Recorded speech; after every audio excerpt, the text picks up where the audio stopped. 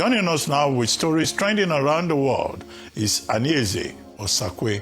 Good morning, Annie. Good morning. Good morning, Dr. Abati. Good morning, Ayo. And good morning, Rufai. How are you? Good, I'm good. It's a strong show you've been having so far, so let's keep that going. And we have a lot of stories. Just normal service. True. What's strong? Just doing our jobs, right?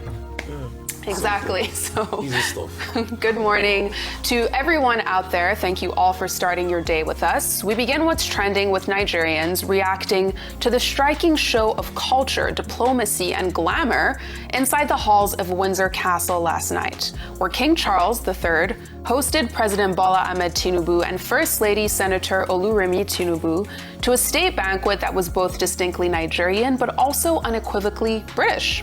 Here are some of the biggest trending moments. So the evening began with this walkout with the president, the queen, first lady leading the way, members of the Nigerian delegation present as well, including the Minister of State for Foreign Affairs, Bianca Odumegu Ojukwu, behind Minister Wale Edun, the Minister of Trade. And inside St. George's Hall, the guests uniquely selected with just 160 people, ranging from Nigerian superstar Tiwa Savage to the British Prime Minister Keir Starmer. Now, the king opened the evening and immediately set the tone with some Nigerian nuances. Let's watch. And so it is my particular pleasure to wish you, Mr. President, peace, blessings, and an abundance of joy. And Ramadan Mubarak. I was firmly assured that the jollof was only the best Nigerian, of course. Niger no day carry last.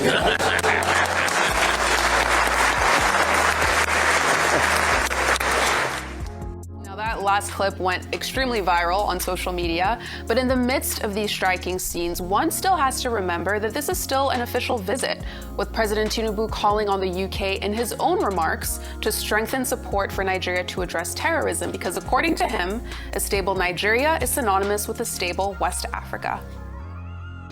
Our West African region faces complex terrorism challenges with roots in Sahel.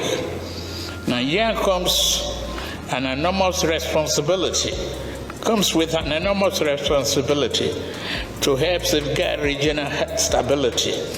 In confronting these threats, partnership with the United Kingdom remains essential. Now, the stage for everything we saw at the state banquet was actually set earlier in the day during the ceremonial welcome at Windsor. Now, let's play this video because we could see the king quite literally taking President Tinubu by the hand as they were joined by Prince William and Prince Kate as well. She made headlines for wearing Tolu Coker, a Nigerian-British designer, in a gray tailored coat.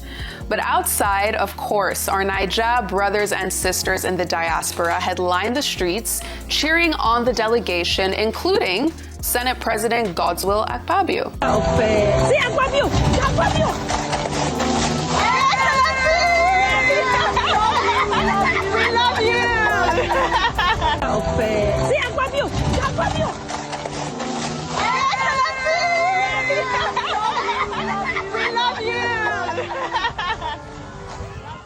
That video is hilarious. So, later today, Rufai, I'll come to you on all of this. We know that the president will be meeting with Keir Starmer, but we were kind of anchoring this yesterday on Newsday, and as I was watching it, it felt like we were witnessing history, because despite everything going on in the country, this is the UK literally giving Nigeria a seat at the royal table.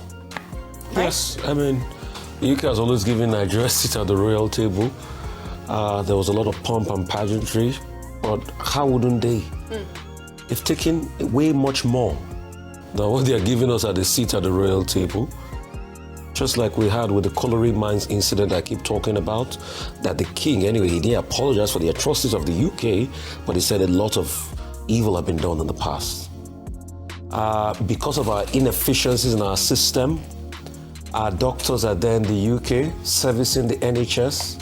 And not that things are better in the NHS, by the way, because, like you and I know, even doctors in the NHS are leaving to go to Australia for better conditions. So, yes, Nigeria doing well in the diaspora. President Tinubu talked about Geoffrey Chaucer, talked about Shakespeare's role talks about something that is very interesting. And I was so happy. I said, hallelujah, when President Tinubu talked about the Magna Carta. If only Nigerian politicians that are in power can respect the Magna Carta. Because what was the Magna Carta? The Magna Carta was the fact that the barons told the king that there must be rights that we abide by. Some people are not bigger than some. But when you look at it, does the Magna Carta really even apply here? And some people feel bigger than some. But apart from that, there was a lot of pomp and circumstance, a lot of tailoring. I mean, Dr. Abati and Ayo, the fashionistas, they were talking about Moabudu's attire. Fashion, yes. The First Lady's outfit. I love the First Lady, what she was, sort of like an encore with the president. Yeah, the black outfit. This evening. The show of the Nigerian fashion sense, the glitter, glamour, it could be more the glamour. razzmatazz, the fact that Nigeria has come on age.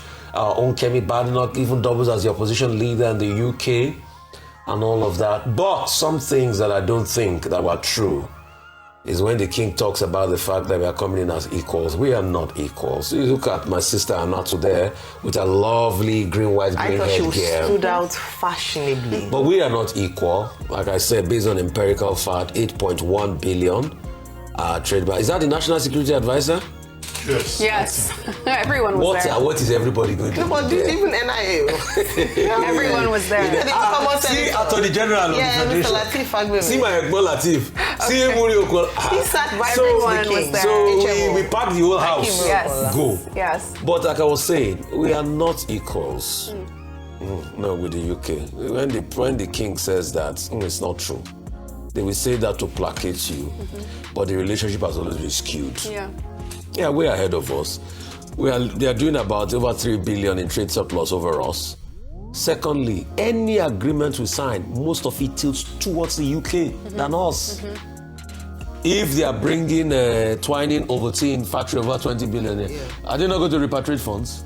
Is it free? But they will employ Nigeria. They will employ Nigeria, but are they not going to repatriate funds? So it's not, let's stop deceiving ourselves. I like to say the facts of the matter. Absolutely. But it was a good show and a good outing for us. But I think I'll be able to touch on the points.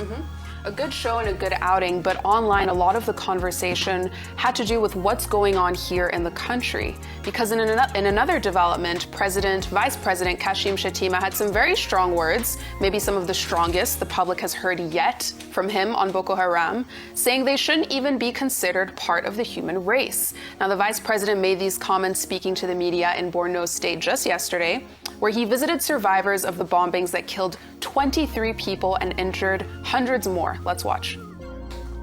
Because no religion sanctions the killings of the innocent. But these demented monsters called Boko Haram, I don't even consider them as members of the human race. But be rest assured that no matter how long the night is, it must give way to the light of the dawn. Meanwhile, new videos are also trending online after the military announced the killing of 80 ISWAP terrorists and 3 commanders after a failed infiltration attempt on troops in Malam Fatori in Abadam local government area of Borno State. This is big. It's being called one of the most decisive recent blows to ISWAP, with security analyst Zagazola Makama posting a video of the aftermath and the weapons recovered at the scene. Let's take a look.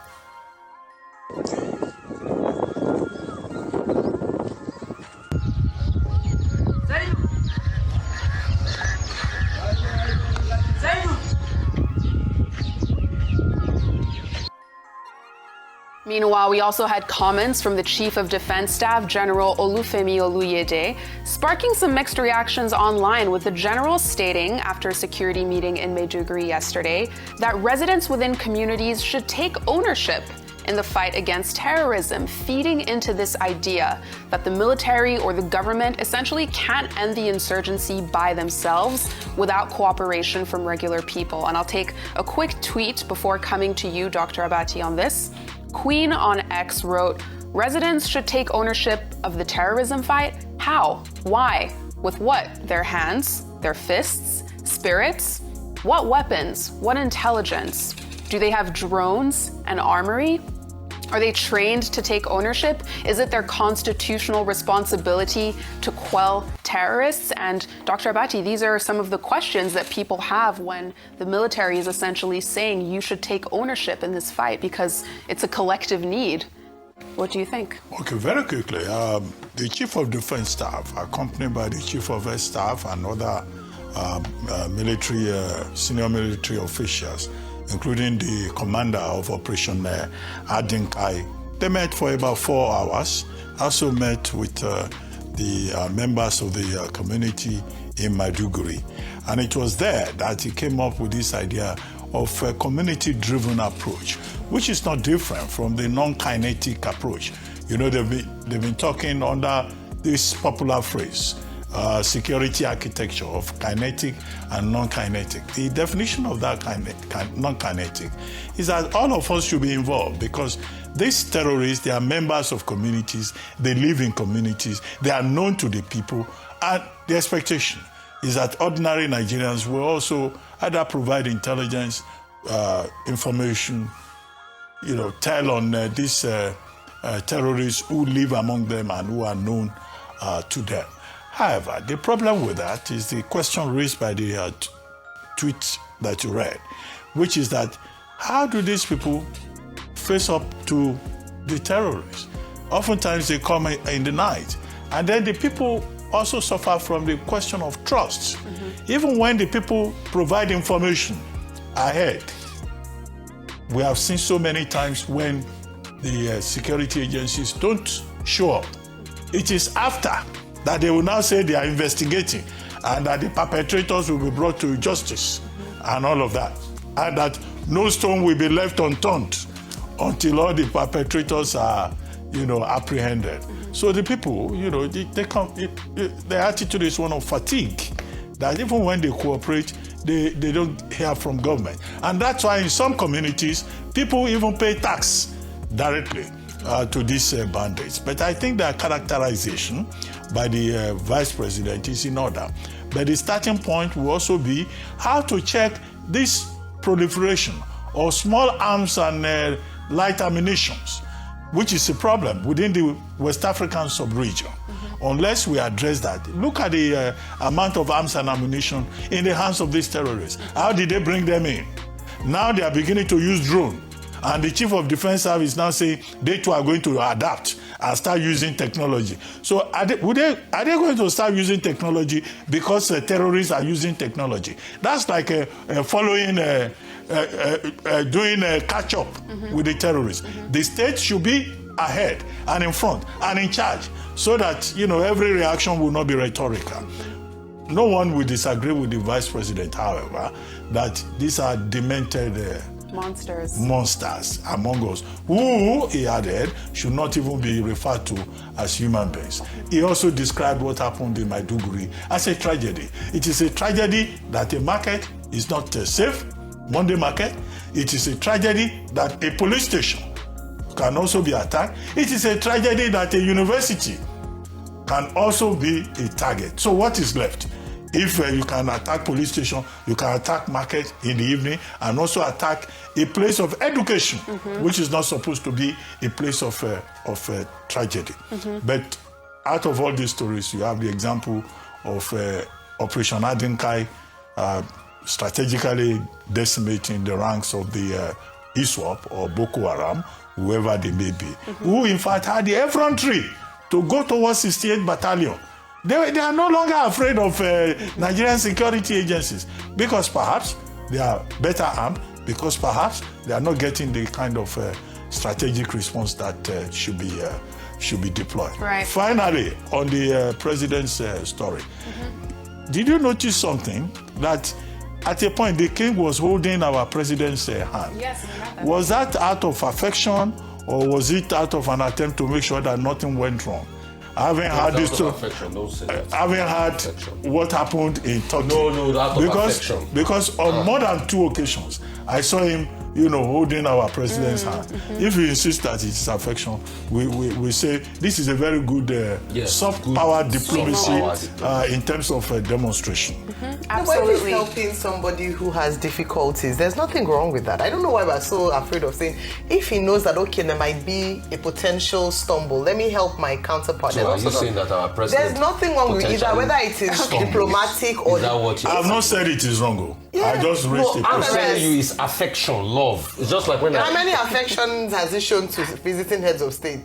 So are you saying our president stumbles? He could. I mean, there's nothing wrong with that. He's older. Human. It's love. Yeah, he's It's human. love. He loves our So if I president. see you and I want to help you, Okay. You can argue with the spectacle. Exactly. I'm just drawing attention to it. Yes, it was a sweet moment. But it was a sweet moment. That's it. Yes. Go ahead. So, from all of that, let's now very briefly talk about politics, with former presidential candidate Peter Obi saying he's not certain of securing the ADC presidential ticket, but he is working towards it.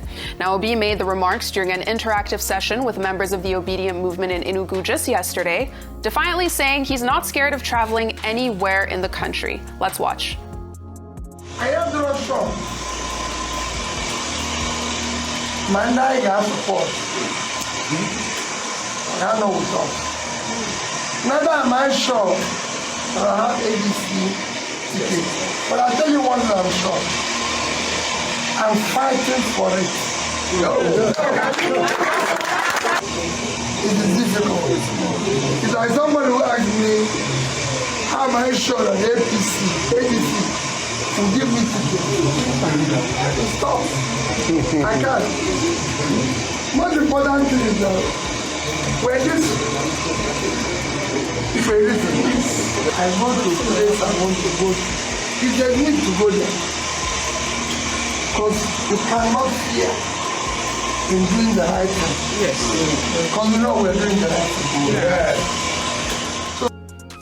And I'll come to you on this story, but I'll quickly take this next one because there's another video being shared online of a woman, Stella Okengu, who's a Nigerian investor based in the US. And these are both political related stories. And she's challenging Minister of Works David Umahi over alleged corruption. Now, in the video, she accuses the minister of questioning her $250 million Win Homes estate investment after the Lagos-Calabar Coastal Highway project. She also points to what she describes as irregularities in how Umahi is building personal assets through public office. Let's take a look. Engineer David Umahi, you called me a fraud. You questioned how I brought $250 million as an investor. You mocked my credibility. But let me ask you something that Nigerians and the world are already asking quietly. As a former governor of Borno State, how did you build the massive hotel that you named after your child and property associated with you across Enugu, Lekki, and Ebonyi and beyond? How does a public servant, a governor, salary amass such project that runs into billions of dollars? When you look at your own life, your own assets, your footprint in power, do you really feel comfortable pointing finger at a woman who built her wealth transparently, legally, and internationally? You questioned how investors trusted me with $250 million because people trust character. That is the answer.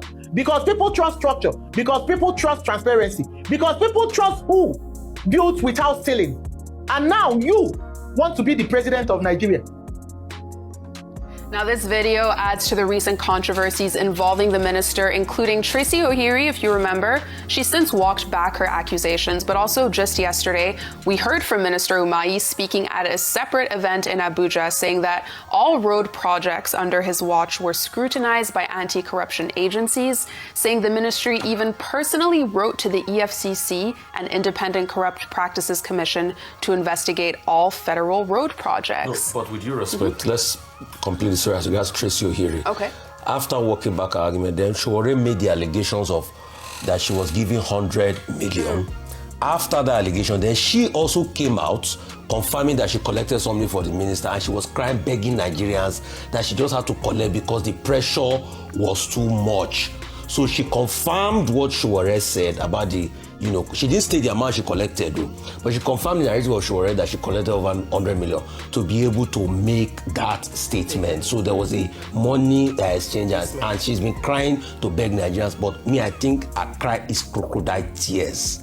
They should be able to take her on and all of that, and take her to where they will properly sanction according to, even if there's a legal process as regards that, because that's crocodile tears. Because you didn't cry that cry when you were calling on Nigerians. To help you. When you collected the money, you didn't cry. If Sowore did not reveal that over 100 million happened, you will not come out and be crying crocodile tears and be begging Nigeria. So I just wanted to balance that story and put it at the end. And you see, that's when we have stories like that, sadly, when we then have new allegations like this, it gives a question mark. It makes you question credibility, because what you're now saying is that I hope that one day this woman wouldn't come back if she gets what it is that she's looking for and say, oh, you know what, I want to take back everything I've said in the past.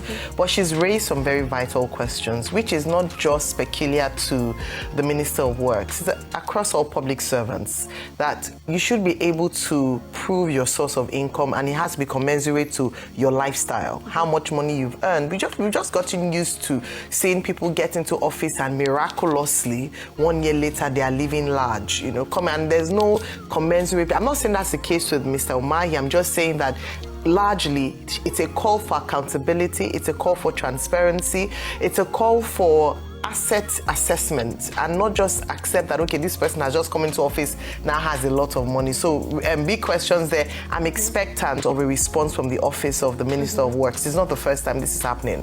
But let me take on Mr. Peter Obi's statement on the ADC, and what he said is very important.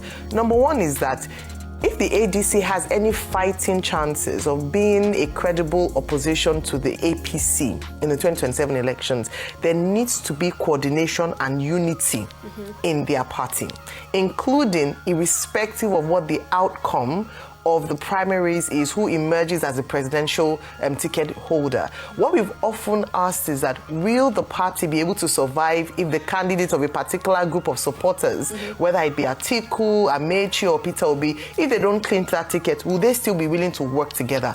If they are not able to work together, and I'm just going to say that then the ADC is effectively dead. They will not be able to put up any serious opposition to the APC candidature come 2027. So he's spoken very well. To what extent his base will agree with him, I don't know. Now, also, one other thing he mentioned, and I think it's important to highlight, is that no politician should be afraid or threatened in any state in Nigeria based on their political party. We've seen this happen. No explanation has come forth for what happened in Edo State. We don't want a politics of violence ahead of 2027. Any Nigerian has a right to decide on which party they want to, vie for elective position on, and they should be protected by the security operatives, not have threats to life, not be endangered, neither they or their family members. Politics should not be an extreme sport, should not be dangerous. Politics, we should have sane politics in Nigeria. So he's spoken well. I hope the authorities will take note and act accordingly. Absolutely. And as you mentioned, just, this idea of traveling around Nigeria, let's now end with our good news report. With the Grammy Awards superstar Burna Boy meeting with Rivers State Governor Sim Fubara, with new reports that the artist is planning a range of community development projects in his hometown of Ahwada West local government area.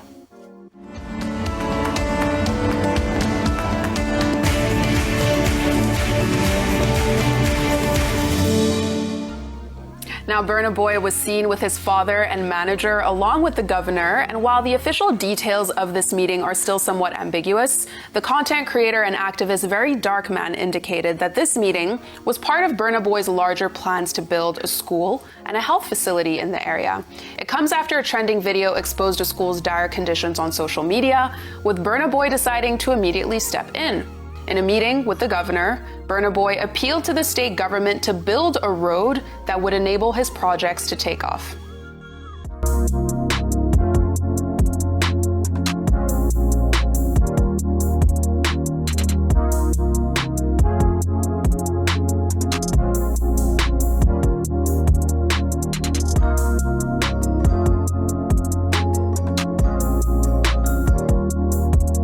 I'm going to do everything I can, but I can't do it alone.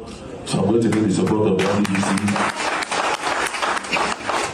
to make that place back to the greatness that my ancestors saw it as.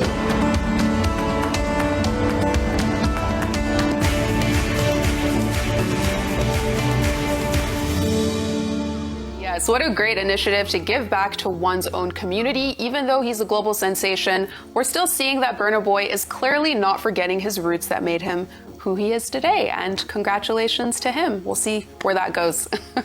Thank you very much. Thank you. Thank you all for your great analysis. We didn't have a lot of time, but we got a lot in, so I'm glad. And Ramadan Mubarak to all of our brothers out there, Muslim brothers, yeah. And I hope in the Middle East they will be able to sight the moon. We pray for the peace. drones and the smoke, the air will allow them.